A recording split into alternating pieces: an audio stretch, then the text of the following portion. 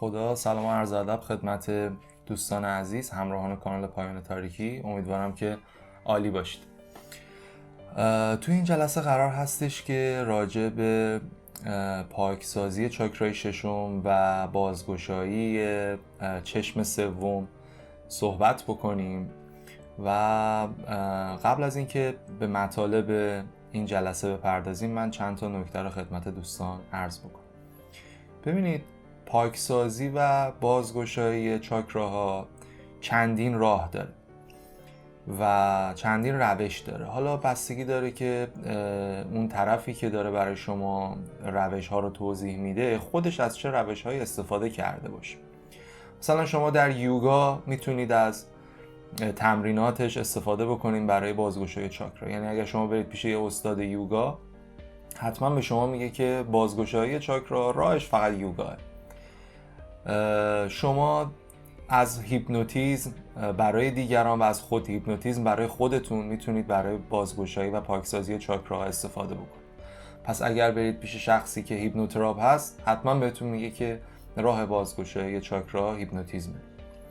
شما میتونید از طلسم استفاده بکنید، طلسم های قرآنی، طلسم های غیر قرآنی، و همینطور میتونید از تمریناتی که دارم عرض میکنم خدمتتون در جلسات گذشتم گفتم، گوش دادن به فرکانس ها و مسائل این چنینی، ورزش های کوچیکی که وجود داره، رژیم هایی که وجود داره، از این طریق هم میتونید برای بازگشایی چاکرا اقدام بکنید. راهی که ما داریم پیش میریم همون راهی هستش که توی ویدیوهای گذشته دیدین، اما در رابطه با چاکرای ششم چون من دوست دارم سریعتر هم نتیجه بگیرید و زودتر بتونید با تجربه بازگشایی چشم سومتون مواجه بشید، بنابراین من قصد دارم که برای چاکرای سوم غیر از تمریناتی که عرض میکنم خدمتتون یه سری نسخه دیگه هم بهتون بدم، تمرینات دیگه هم بدم از دو طریق. یکی از طریق خود هیپنوتیزم و دیگر هیپنوتیزم برای بازگشایی چاکراها و یکی از طریق طلسم ها. و غیر از اون روش خودمونم که تمریناتی رو تا حالا انجام میدادیم اون رو هم عرض میکنم خدمتتون. بنابراین یا تایم این ویدیو طولانی میشه یا تقسیم بر 2-3 بخش میشه. یعنی تمرینات خودمون یک بخش، خود هیپنوتیزم برای این چاکرا یک بخش و یک بخش هم برای طلسم ها. اما در رابطه طلسم ها یه توضیح بدم. بعضی از دوستان فکر میکنن که طلسم هایی که مثلا توش خطوط عجق وجق داره و یه چیزایی نوشته شده عجیب غریب هیچکی سر در نمیاره ازش، حالا اشکال هندسی، مثلث، دایره، هر چیزی، یا یک شکل مثلا یه آدمک ترسناک، مثلا اینها چیزهایی هستن که حتما عمل میکنه، ولی اگر مثلا یه نفر به شما گفتش که برای بازگشایی چشم سوم شما باید ذکر یا نور رو مثلا 1000 بار بگید، میگه یا نور یعنی چی؟ مثلا چه معنی داره؟ اصلا معلومه که نمیشه. یا اگر به شما بگن مثلا آیه فلان رو باید در فلان موقع بخونید، فکر میکنید که خب حالا مثلا چون این از قرآنه و یه آیه است، نه دیگه تا حالا ما این همه قرآن خوندیم مگه چشم سوممون باز شد، پس حتما تأثیری نداره. واقعا اینطوری نیست. ربطی هم به این نداره که شما مسلمون هستید یا مسلمون نیستید. الان مثلا شما اگر مسلمون نبودین، مثلا نمیدونم زرتشتی بودین، حالا یا هر دین دیگه ای داشتید، اون موقع شاید بیشتر اعتقاد به این داشتین که آیات قرآن میتونن خیلی کارها انجام بدن. من هم که دارم با شما صحبت میکنم مسلمون هستم، ولی نه مسلمون چی میگن دو آتیشه خیلی جدی. در حد انجام واجبات هم مسلمون هستم، ولی میخوام بهتون بگم که انجام این تمرین ها و نوشتن طلسم ها و اینجور مسائل هیچ ربطی به مسلمون بودن شما نداره. هر دینی میتونید داشته باشید و در نهایت اینو به شما بگم که حروف، اعداد و کلمات دارای فرکانس هستن و شما با ترکیب اونها و تغییراتی که درشون میدید میتونید نتایج مثبتی رو دریافت بکنید. پس اگر که در یک ویدیویی که برای شما قرار دادم، در ویدیوی خواب روحی یک صلواتی من فرستادم، 1000 تا پیام من داشتم که چرا صلوات میفرستی، چرا دین رو با نمیدونم این متافیزیک قاطی میکنی. اینطوری نیست، واقعا دین رو با متافیزیک کسی قاطی نکرده و یک جاهایی یک سری تعهداتی هست، یک سری صحبتهایی هست. مثلا من روح نگهبانم مسلمان هست و ایشون زمانی که ذکر گفته میشه بهتر همراهی میکنن و خوندن یک آیه قرآن یا فرستادن صلوات واجب نیست که شما بگین حتما مثلا من در خواب روحی باید این کار رو انجام بدم. نه، اینطوری نیست. هر کسی روشی داره با در واقع بازخور شرایط، با اون چیزی که شما درش قرار دارین نیاز هستش که روشتون رو تغییر بدین. روش من هم این هستش، حالا بهتون دلیلش هم گفتم، به خاطر اینکه از روح نگهبانم کمک میگیرم و من حتی اگر بخوام با تخته هم احضار انجام بدم حتما از آیات قرآن و ذکرها استفاده میکنم، چرا که به شدت به شما کمک میکنه که جلساتون اونجوری که میخواید پیش بره و هر شخص، هر روحی و هر جنی و هر موجودی نتونه به جلسه شما راه داشته باشه. حداقل خوباشون بیان، بعداشون نیان. و یه سری چیزا اینجوری هستش، حالا کاملا اعتقادی هست و این بستگی به شما داره، بنابراین قانون نیست. خب حالا در رابطه با چاکرا، در رابطه با این چاکرا هم من یک توضیحات مختصری خدمت دوستان عرض میکنم، مثل چاکراهای قبلی که عرض کردم و بعد میریم سراغ اصل ماجرا که تمریناتش هستش. اسم این چاکرا همونطور که میدونید چاکرای آجنا هست و چشم سوم هم که خب معروف ترین اسم این چاکرا هست. اسم انگلیسیش هم حتی معنیش همین چشم سوم میشه. چاکرای پیشانی هم بهش گفته میشه، چاکرای خرد هم گفته میشه، چاکرای چشم درون هم گفته میشه، چشم معرفت گفته میشه، چشم دل و همه اینها اسمهایی هستش که برای این چاکرا گفته میشه. رنگ این چاکرا هم رنگ نیلی هست و یه چیزی بین رنگ سبز و آبی و عنصر در واقع این چاکرای ششم با هیچ عنصر دیگه‌ای مطابقت نداره، یعنی مابقی چاکرا همه به یک عنصری منتسب هستند، اما چاکرای ششم شما منتسب به نور هست و به نور مرتبط هستش. در رابطه با رایحه تاثیرگذار روی این چاکرا، ساده ترینش لیمو ترش هست. رایحه های تند و تیز به این شکل، مثل نعنا. نعنا هم تاثیر خوبی روش داره و استخودوس. غذای تاثیرگذار بر این چاکرا هم سبزیجات و آلوچه که مقداری طعم ترش داره و همینطور چای سبز هم باز دوباره توی این چاکرا به شما کمک میکنه.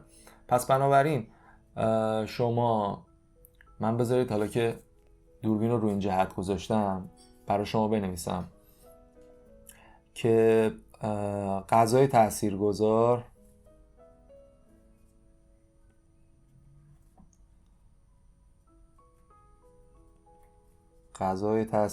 این چاکرا سبزیجات، چای سبز، آلوچه و رایحه تاثیرگذار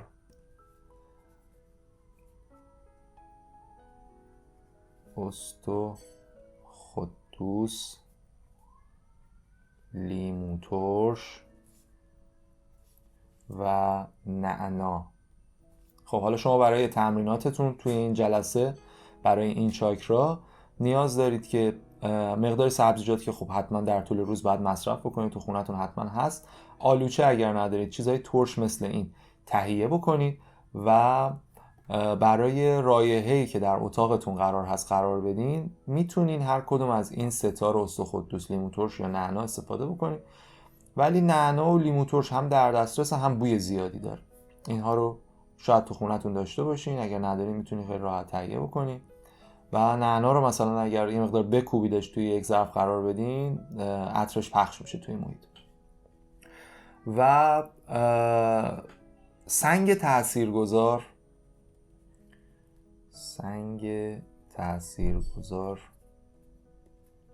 بر این چاکرا یاقوت کبود، همین انگشتری که دست من هست، این یاقوت کبوده. زمانی که یعنی الان حالا تو فیلم مشخص نیستش، نور که بهش میتابه یک حالت آبی تیره داره. و حالا سنگ‌های دیگه هم هستش که تاثیرگذار بر این چاکرا هست، اما این مؤثرترین سنگ هست. یه توضیح هم راجع به همین انگشترها بدن. دیدین اینایی که میان دعا و طلسم و اینا مینویسن، همه انگشتاشون پر 1000 تا از این انگشترها اینجا تا اینجا. واقعا نمایش اینا، شک نکنید. یعنی فقط برای این که میخواد بگه که یعنی مثلا من حالا مثلا 1000 تا موکل دارم. موکل دوستان عزیزم به انگشتر ربطی نداره. درسته موکل وارد انگشتر هم میشه و در انگشتر تاثیر میگذاره، ولی اینطوری نیستش که هر کی 1000 تا داشت اون کارش درسته، بقیه اگر مثلا ندارن این کار نیستن. یا مثلا کسی که دعا می‌نویسه کی گفته حتما باید ریشش مثلا بیاد تا نافش؟ اصلا اینطوری نیست. به ظاهر و به چهره و نمیدونم عبا نباید بپوشی، حتما لباس عربی سفید سرتاسری نباید بپوشی. این چیزایی که می‌بینی اینا همش مال گول زدن. شما جایی رفتین که مثلا براتون دعا بخوان بنویسن و طرف یه آدم ساده بدون ریش جوون بیاد بشینه جلوتون و اصلا 1000 تا چیزای عجیب غریب و اسکلت و استخون و اینا هم به در دیوارش نزده باشه، اصلا نمیشه. و اگه شما برید همچین جایی میگی بابا اصلا این کاره نبود. یه مقدار تغییر کنید از این که عقلتون به چشتون باشه و به خط و خطوط و به نشانه ها توجه نکنید. واسهتون گفتم که اگه شکل عجیب غریبی توی طلسم باشه دلیل بر درست بودنش نیست، و اگر نباشه دلیل به غلط بودنش. و نوت تاثیرگذار بر این چاکرا نوت لا هستش. اما منظره تاثیرگذار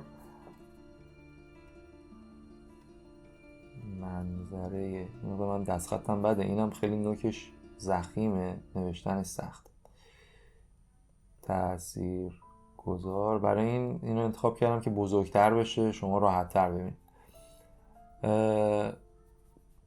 تماشای آسمان شب و پرستاره، البته که تو تهران خیلی کم هست، این هم از منظره تاثیرگذار این چاکرا هست. اما غدد وابسته غده هیپوفیز هستش و اندام وابسته یا اندام‌های وابسته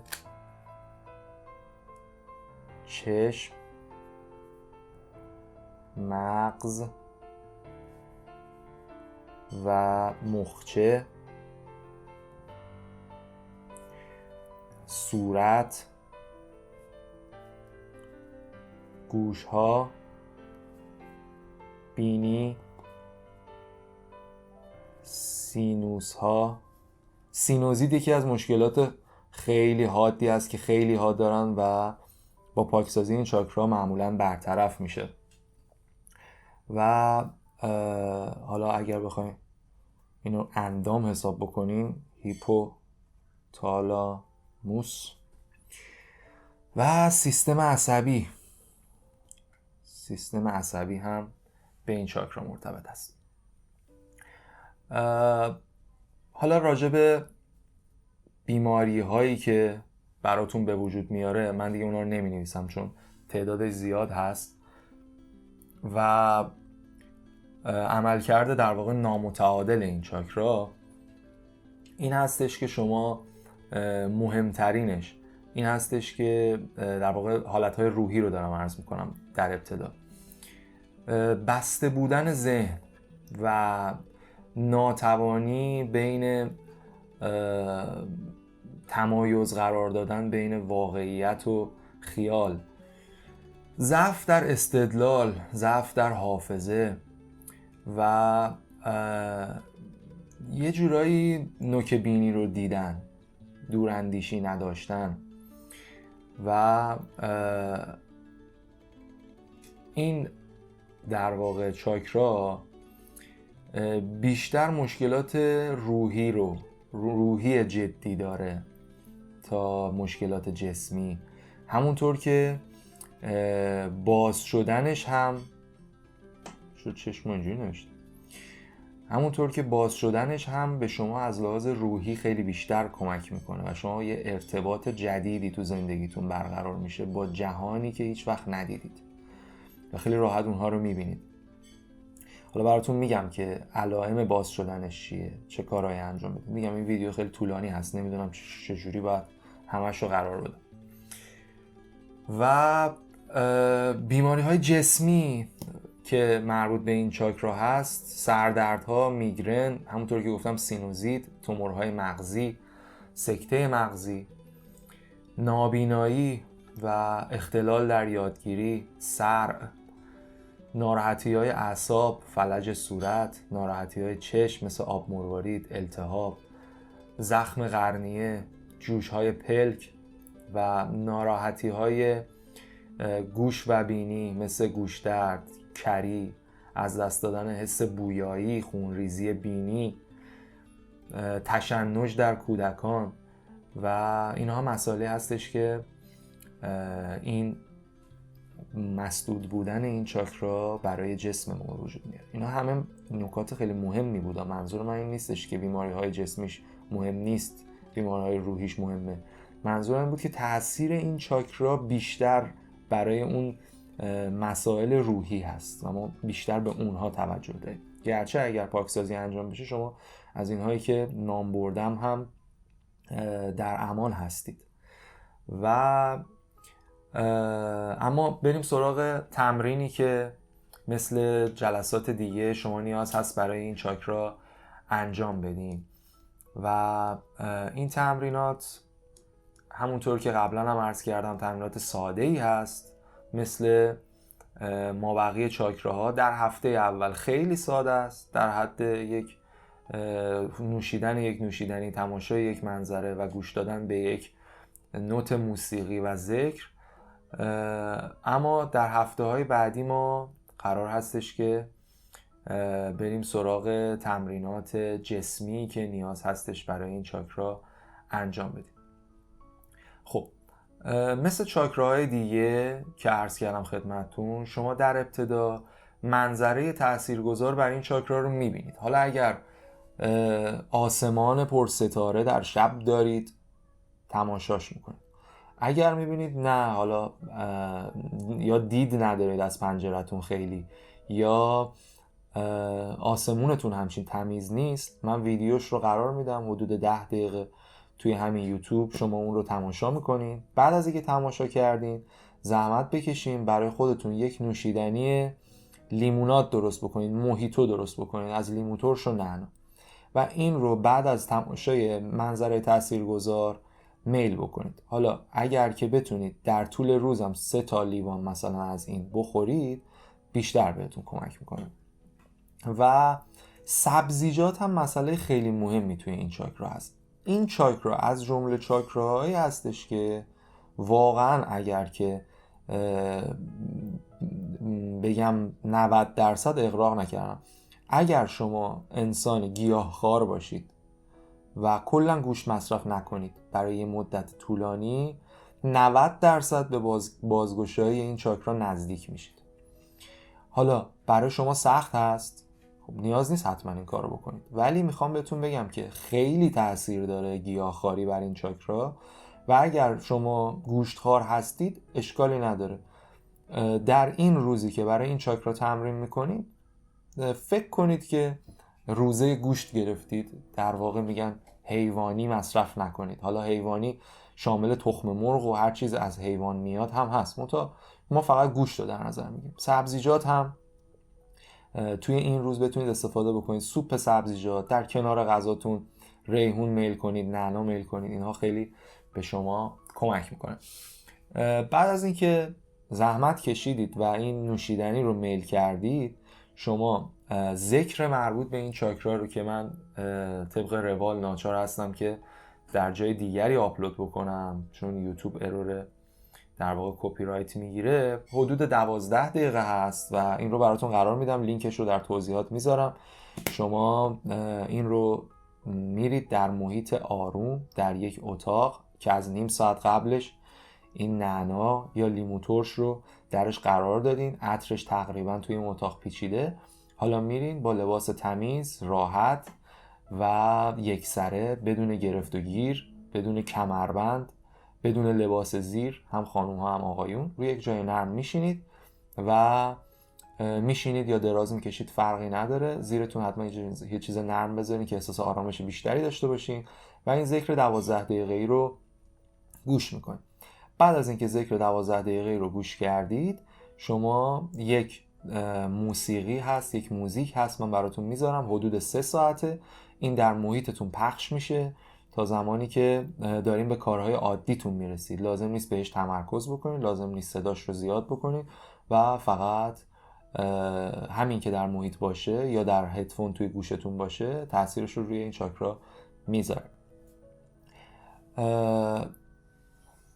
الان با توجه به تایمی که من دارم توی لپتاپم میبینم 22 دقیقه حدوداً شده وایس من، بنابراین بخش هیپنوتیزم رو و بخش طلسم رو برای این چاکرا توی پارت های جدید قرار میدم و سعی میکنم که پشت هم اینها رو آپلود بکنم که استفاده بکنیم.